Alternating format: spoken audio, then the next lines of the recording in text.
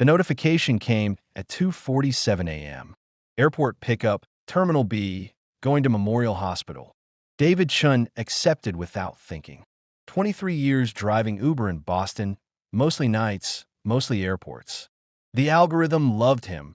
For .98 rating, 12,000 rides, 0 complaints about route or safety. At 61, with his slight frame and thick glasses, passengers usually forgot in the moment they left his Camry. Just another invisible driver in an invisible car, which was exactly how he preferred it. Welcome to Unseen Heroes. Before we share this story of midnight miracles and hidden healers, tell us, have you ever wondered about your driver's other life? Drop your city in the comments and hit subscribe if you believe heroes drive among us. Boston Logan Airport, Tuesday morning, still dark. David pulled up to find a young couple, the woman clearly pregnant, the man hauling 2 suitcases. Memorial Hospital, please, the man said, helping his wife into the back seat. Just flew in from Seattle. She's 36 weeks. David adjusted his mirror, noting the woman's complexion. Pale, but normal pregnancy pale. Breathing regular. No distress markers. Old habits. First child? He asked, pulling into traffic. Yes, the woman, Sarah, answered. We're moving back for family support. My mom works at Memorial, actually. Dr. Patricia Mills. Maybe you know her. David's hands tightened imperceptibly on the wheel. Patty Mills. Cardiac surgery. They'd worked together once upon a time. Boston has excellent hospitals, he said simply. 5 minutes into the drive, Sarah made a sound. Not quite pain, not quite surprise. David's eyes flicked to the mirror. Her hand on her stomach, face changing. You okay, honey? Her husband Tom asked. Something feels wrong. David was already calculating. Memorial, 18 minutes normal traffic. Nearest hospital, Massachusetts General, 11 minutes. But something in Sarah's voice, the way she held herself, this wasn't labor. Can you describe what you're feeling? David asked, voice different now. Professional. Like pressure. But up here. She touched her chest. Can't breathe right. David hit his hazards, moved to the right lane. Tom, is your wife on any medication? Just prenatal vitamins. Why? What's happening? In the mirror, David saw what he'd feared. Sarah's lips, slightly blue. Shortness of breath. 36 weeks pregnant, recent long flight. The calculation was instant, horrifying. Sarah, I need you to stay calm. Tom, call 911 now. Tell them possible pulmonary embolism. Pregnant woman, 36 weeks. David's voice carried absolute authority. Give them our location.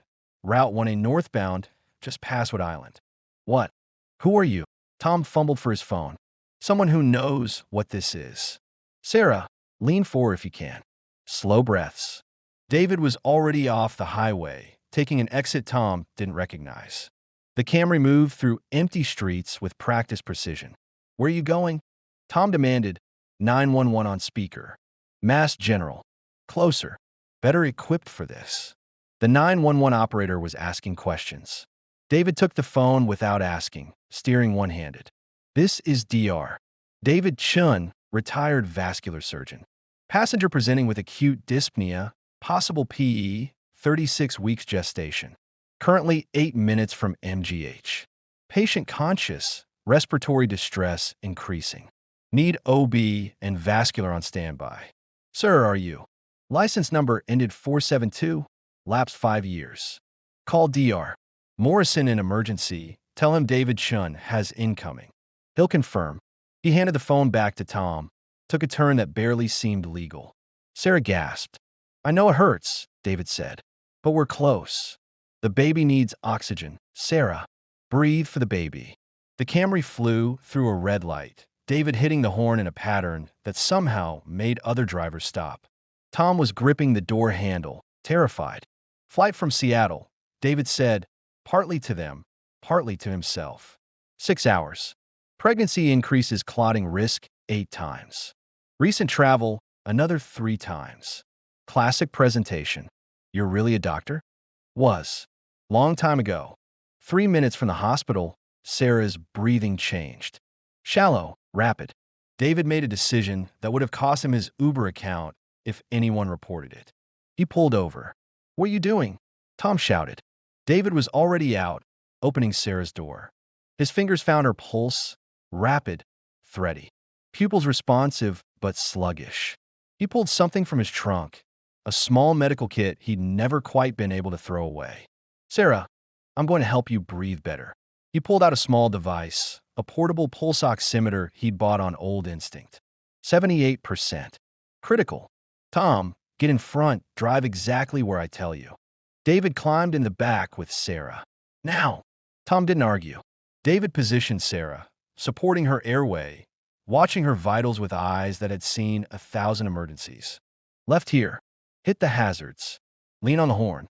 David's hands worked, muscle memory from 30 years in operating rooms. "Keep airway open. Monitor pulse. Watch for consciousness changes." "Why?" Sarah whispered. "Why aren't you still a doctor?"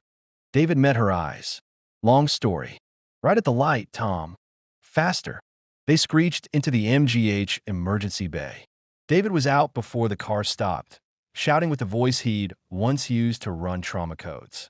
PE 36 weeks pregnant, oxygen saturation 78, deteriorating fast.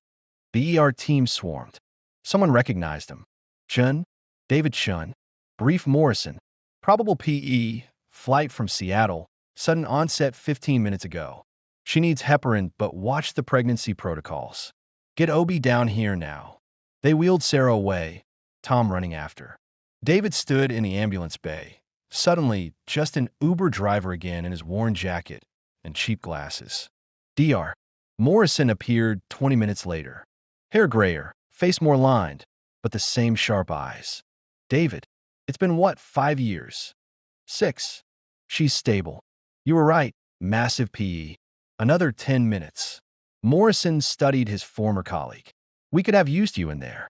You did fine without me." "That's not what I mean, and you know it." Morrison paused. "David, what happened wasn't your fault."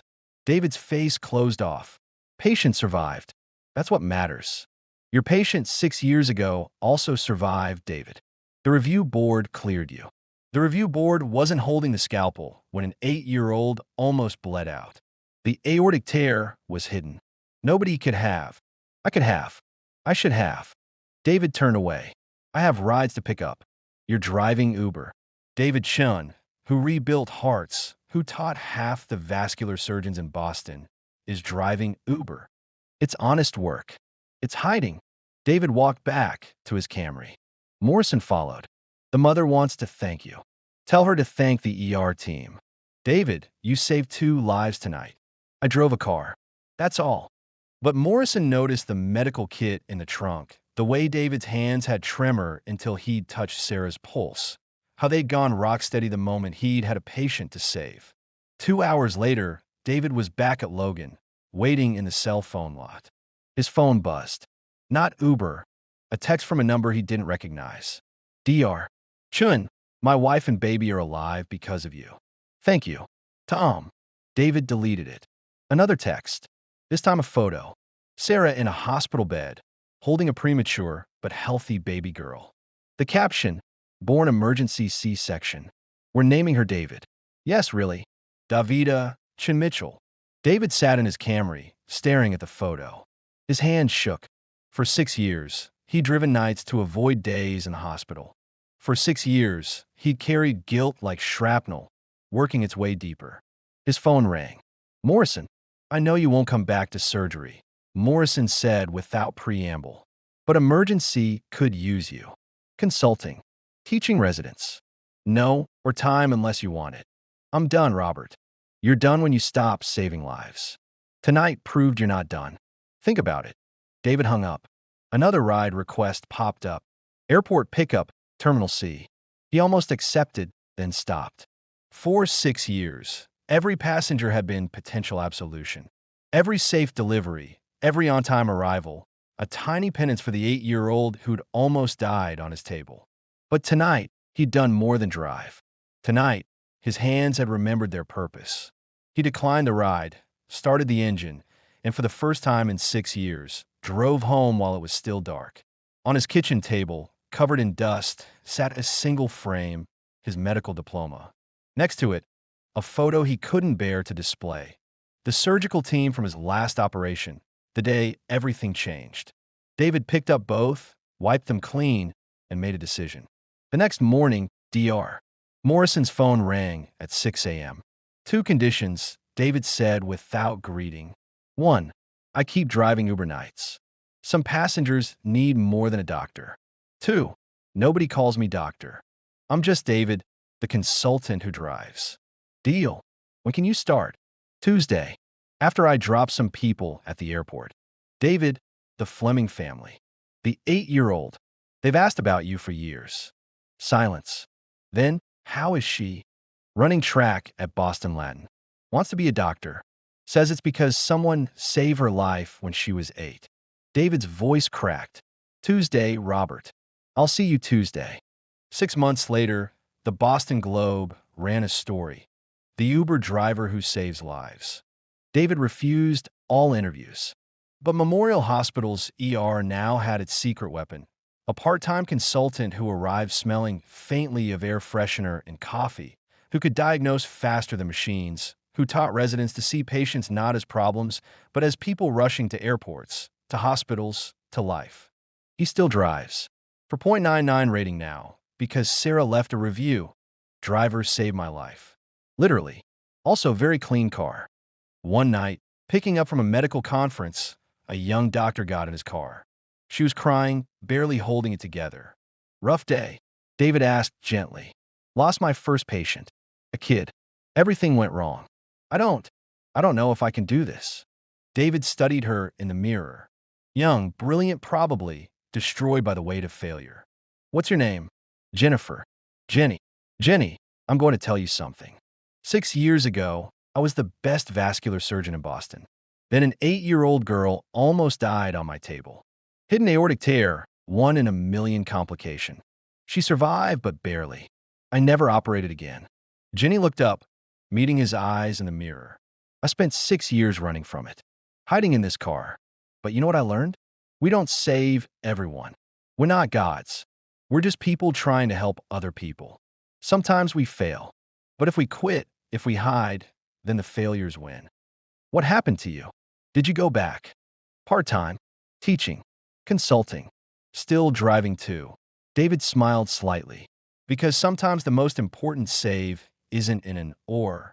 Sometimes it's in the back of an Uber at 3 a.m., reminding a young doctor that losing a patient doesn't make you a bad doctor. Quitting does. Jenny wiped her eyes. The senior surgeon said it wasn't my fault. Was it? No. Everything just went wrong. Then honor that patient by being better tomorrow. Learn everything you can from today, but don't let it stop you from trying again. They pulled up to her apartment. Jenny paused before getting out. Are you really just an Uber driver? Tonight I am. Tomorrow, who knows? As she walked away, David's phone buzzed. Another ride request. Another chance to be exactly who someone needed, exactly when they needed it. Because David Chun had learned the hardest truth. Sometimes the best doctors aren't in hospitals. They're in the spaces between, driving through dark mornings, carrying their knowledge like a secret, waiting for the moment when someone needs more than a ride. They need someone who understands that healing isn't just about saving lives. It's about being present for the moment when everything changes, whether that's in an operating room or in the back seat of a Camry at 2:47 a.m. The notification came again. Airport pickup. Terminal B. David accepted. After all, you never know who might need saving next.